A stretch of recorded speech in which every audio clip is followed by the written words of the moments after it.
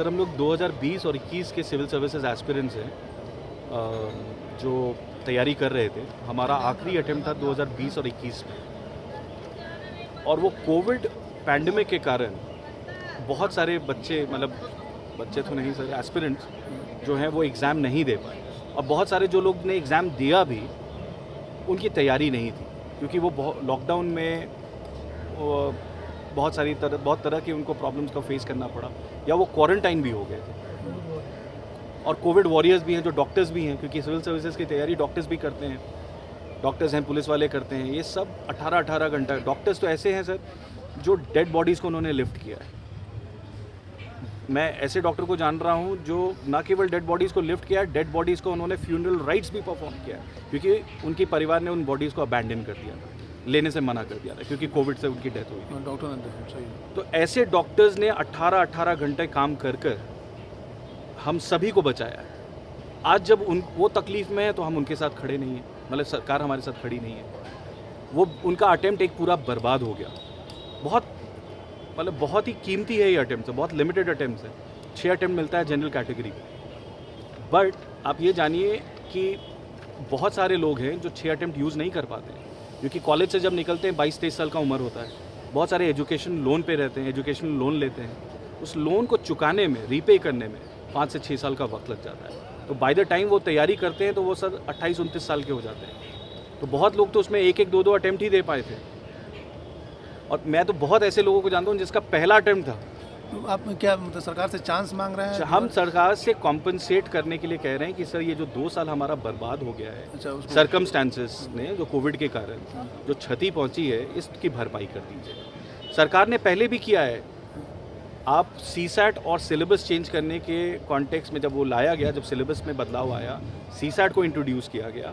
सरकार ने 2014 में 30 साल से 32 साल कर दिया था एज लिमिट, और अटेम्प्ट 4 से 6 कर दिया था जनरल कैटेगरी में। कॉरेस्पॉन्डिंगली अदर कैटेगरीज में भी 2-2 साल। और बहुत सारे एग्जाम को पोस्टपोन भी किया गया है, एक्सटेंड भी किया। देखिए, पोस्टपोन करना वॉज नॉट द सोल्यूशन। मैं आपको बताता हूँ, हमारा एग्ज़ाम इनिशियली मई में था 2020 में, और उसको पोस्टपोन करके अक्टूबर में। बट आप जानिए कि बहुत सारे बच्चे, हम लोग दिल्ली आके तैयारी करते हैं सर। कभी कोई सोचे कि क्यों करते हैं दिल्ली आके? क्योंकि यहाँ सुविधाएं हैं, 24/7 इलेक्ट्रिसिटी है, रिक्विजिट बैंडविड्थ है, माने इंटरनेट। जब कोविड आया ना सर, लॉकडाउन में चला गया था पूरा दिल्ली, पूरा इंडिया था। तो दिल्ली में जब लॉकडाउन हो गया, खाने पीने की प्रॉब्लम होने लगी, लोग पलायन करने लगे, मास एक्सोडस हुआ है। ये बात को आपको ध्यान देना होगा कि केवल फार्मर्स का एक्सोडस नहीं हुआ था, और केवल डेली वेज वर्कर्स का, फार्मर्स नहीं, डेली वेज वर्कर्स का खाली नहीं हो रहा था। जो माइग्रेंट लेबरर्स थे, उनके साथ एक बहुत बड़ा तबका स्टूडेंट का भी था, जो दिल्ली और बड़े शहरों से बाहर जा रही थी। क्यों? क्योंकि दिल्ली बंद हो चुकी थी, खाने पीने की सुविधाएं नहीं थी। तो हम लोग अपने गांव चले गए, छोटे शहरों में चले गए। चले तो गए, जान को तो बचा लिया हमने, बट हमारी पढ़ाई अफेक्ट हुई। क्यों? क्योंकि हमने डिजिटल डिवाइड फेस किया है। हमने इंटरनेट हमें नहीं मिला। बहुत सारे ऐसे जगह पे हैं जो टेली डेंसिटी आप देखोगे कंट्री में, और खुद सरकार ने इसको माना है। आदरणीय मतलब ऑनरेबल जस्टिस चंद्रचूड़ ने सुओ मोटो पिटिशन में मेंशन किया है कि India is grappling with the problem of digital divide. इसीलिए आपको ध्यान में होगा कि कोविन रजिस्ट्रेशन, जब कोविन मैंने वैक्सीनेशन का जब रजिस्ट्रेशन हो रहा था, इनिशियली सरकार ने बोला ऐप से होगा, पर माननीय सुप्रीम कोर्ट ने बोला कि ऐप से अगर करोगे तो एक बहुत बड़ा तबका तो उसको कभी यूज़ ही नहीं कर पाएगा, क्योंकि ना उसके पास मोबाइल है, ना इंटरनेट है, ना इलेक्ट्रिसिटी है। उसको कहते हैं डिजिटल डिवाइड। तो उन्होंने बोला कि नहीं, वॉक इन रजिस्ट्रेशन अलाउ किया। यही डिजिटल डिवाइड उन स्टूडेंट्स ने भी फेस किया अपने पढ़ाई के समय, अपने प्रिपरेशन के समय। आप देखोगे हिंदी वाले मीडियम के इतना कम सिलेक्शन क्यों हुआ? क्योंकि वो लॉकडाउन के कारण मात्र 12 से 15 लोग इस बार सेलेक्ट हुए हैं पूरे 750 के आसपास जो सीट्स है हिंदी मीडियम से। क्यों? और ये हिंदी मीडियम से, मैं बता रहा हूँ, वर्नाकुलर मीडियम से तो और भी कम हुआ होगा। क्यों? क्योंकि ये सारे लॉकडाउन में अपने घर चले गए थे, गांव चले गए थे, देहात चले गए थे, जहाँ से उनकी पढ़ाई अफेक्ट हुई है, इंटरनेट नहीं मिला। तो एक अर्बन और डिजिटल और रूरल डिवाइड भी पैदा कर दिया है। सरकार को इस सारी चीज़ों को समझना होगा। यही सुप्रीम कोर्ट ने कहा भी है उन्हें कि आप इन सारे मैटर्स को ना अच्छे से अध्ययन कीजिए और लीनियंट व्यू लीजिए, पर इन्होंने आज तक लीनियंट व्यू नहीं लिया। हम लोग यूपीएससी के छात्र हैं जिन्होंने 2020 में या फिर 2021 में अपनी परीक्षाएं दी थी या नहीं दे पाए कोविड की वजह से। तो सरकार की तरफ से हमें एक आश्वासन दिया गया था 30 सितंबर को 2020 में कि जिन लोगों का इस बार एज और अटेम्प्ट को लेकर के लास्ट अटेम्प्ट है तो उनको हम एक और मौका देने के लिए कंसिडर कर सकते हैं। तो इस आश्वासन के साथ बहुत सारे स्टूडेंट्स परीक्षा देने नहीं गए और जिन्होंने दी तो उनकी प्रिपरेशन अच्छे से नहीं थी।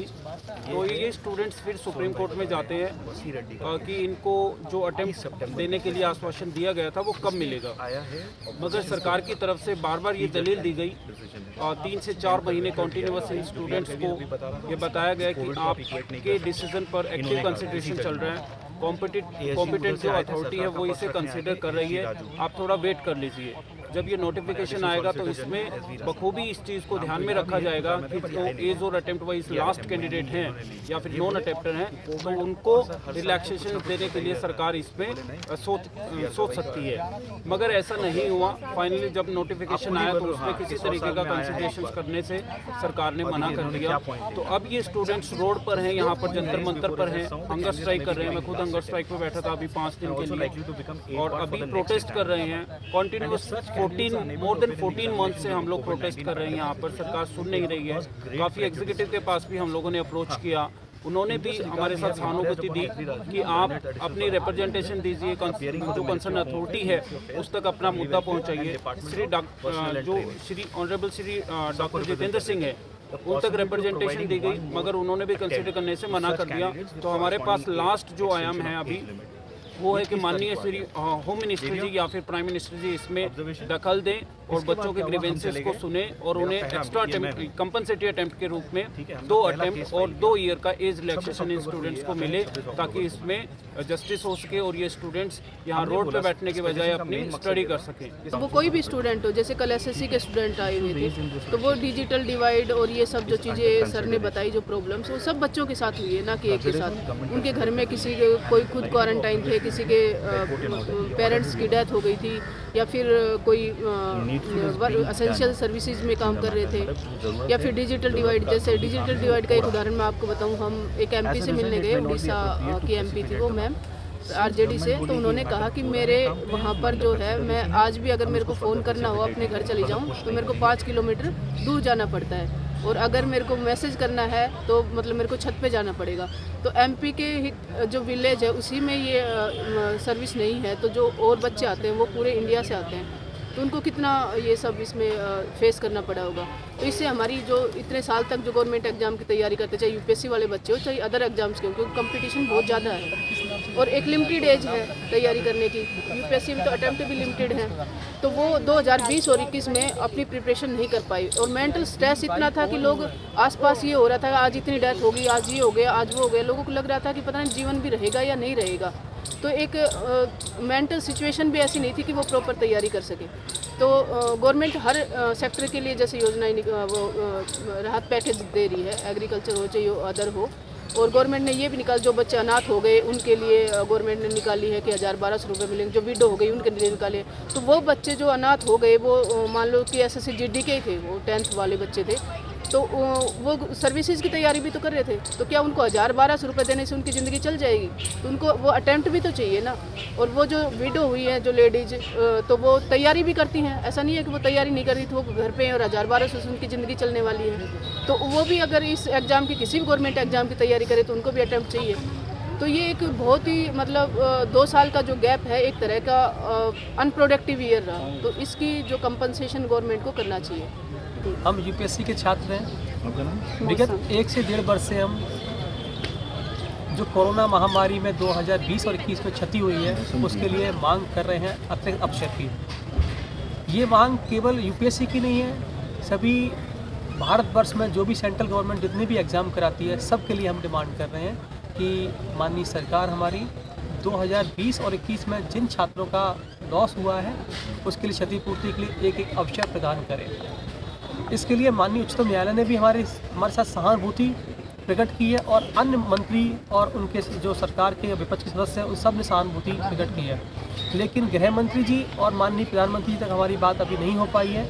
आपके चैनल के माध्यम से हम निवेदन करना चाहेंगे कि माननीय प्रधानमंत्री जी और गृह मंत्री जी हमारी बात पर ध्यान दें और कृपया छात्रों के भविष्य के साथ खिलवाड़ ना करें, उनको जल्द से जल्द अतिरिक्त अवसर प्रदान करने की कृपा करें। धन्यवाद। ये है कि सही बात है, 2 साल से हम सभी इस चीज़ को किस तरीके से महसूस कर रहे हैं कि कोविड की वजह से सिर्फ हमारा ही देश नहीं पूरा विश्व एक चपेट में, रोजगार की मंदी के चपेट में आ चुका है। कि रोजगार कोविड से पहले भी जो बेरोजगारी थी वो काफ़ी ज़्यादा थी, और कोविड की बात तो इसकी जो संख्या है करोड़ों में बढ़ गई है। हमने देखा कि रातों रात लाखों लोगों की नौकरी चली गई। और अभी जो हम लोग यहाँ पे जो बैठे हुए हैं प्रदर्शन कर रहे हैं जिस डिमांड को लेकर के, कि सही बात है कि 2 साल तो लोगों का चला गया, पढ़ाई बिल्कुल नहीं कर पाए। जो दूर दराज शहर की तो बात छोड़ दीजिए, गांव की बात अगर हम करें तो गांव में ना तो नेट है, ना लोगों के पास फ़ोन है, सभी के पास तो फ़ोन नहीं है, कैसे वो पढ़ाई करेंगे। तो गाँव में तो पढ़ाई बिल्कुल नहीं हो पाई, तो किस तरीके से वो एग्ज़ाम की तैयारी कर पाएंगे। वो फाइनेंशियली भी, इमोशनली भी, हर तरीके से जो स्टूडेंट है वो टूट चुके थे। तो एक तो ये डिमांड है कि जो एज के लिए जो चांस दिया जाए।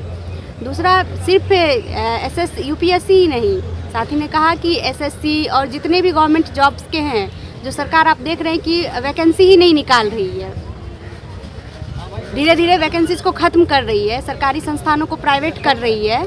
तो इस चीज़ को लेकर के भी आंदोलन चल रहा है युवाओं का, अलग अलग शहर में, अलग अलग राज्य में। तो सरकार से ये भी डिमांड है कि जो वैकेंसीज वो नहीं निकाल रही है, वैकेंसी को निकाले। अभी कल परसों ही एसएससी के हज़ारों की संख्या में यहाँ पे स्टूडेंट प्रदर्शन कर रहे थे, आज भी वो आते, उनको परमिशन नहीं दिया गया प्रदर्शन करने के लिए। तो हमें सोचने की ज़रूरत ये है कि ऐसा क्या हो गया है कि हर तबके का लोग, चाहे वो छात्र हो, चाहे नौजवान हो, चाहे डॉक्टर हो, चाहे बैंक के कर्मचारी हो, मतलब हर तबके के लोग सड़क पे आ रहे हैं। क्यों आ रहे हैं? आज हमें ये सोचने की ज़रूरत है कि ऐसा क्या कारण है और इस कारण के पीछे जाना है। और सरकार से यही मांग है कि जो डॉक्टर्स, जो यूपीएससी के स्टूडेंट, जो एसएससी के स्टूडेंट सड़क पे हैं, उनकी मांग को सुने, उनकी बात को सुने और इसका जल्द से जल्द सॉल्यूशन निकालें। और साथ ही साथ आपके चैनल के माध्यम से इस देश के युवाओं से भी अपील करना चाहेंगे कि इस तरीके का जो भी आंदोलन चल रहा है उसमें अपना सपोर्ट दें, क्योंकि आज अगर वो शामिल नहीं होंगे, आज आंदोलन में नहीं आएंगे, तो आज इनकी बारी है, कल को दूसरे की बारी होगी। इसीलिए सपोर्ट देने की बहुत ही ज़्यादा ज़रूरत है, इसीलिए सड़कों पे आना ही पड़ेगा और हमारे पास और कोई दूसरा रास्ता नहीं है। हम लोग स्टूडेंट हैं और पढ़ाई में हम लोगों ने पढ़ा है कि ये एक देश में हमारा जो सरकारें होती है वो एक वेलफेयर स्टेट होता है। वेलफेयर स्टेट में जन कल्याणकारी राज्य, उस राज्य में लोगों के लिए सरकार सोचती है, स्टूडेंट, छात्र, बच्चों, हर तबके के लोगों के लिए कल्याण के बारे में सोचती है। लेकिन स्टूडेंट यही तो एक मांग रहा है कि जो कंपनसेशन है वो जो पूरे एक क्राइसिस था, अंधेरा था, मतलब उस अंधेरे में जो दिक्कतें हुई उसको लेकर के वो एक कंपनसेशन मांग रहा है।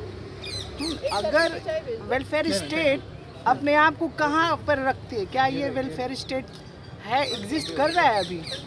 ये भी एक सवाल मतलब लेकर के आ जाता है, क्योंकि आप देखेंगे हर तबके के स्टूडेंट, यूथ, फार्मर्स, वर्कर्स सारे प्रोटेस्ट के लिए जा रहे हैं, बैंक कर्मचारी। क्यों?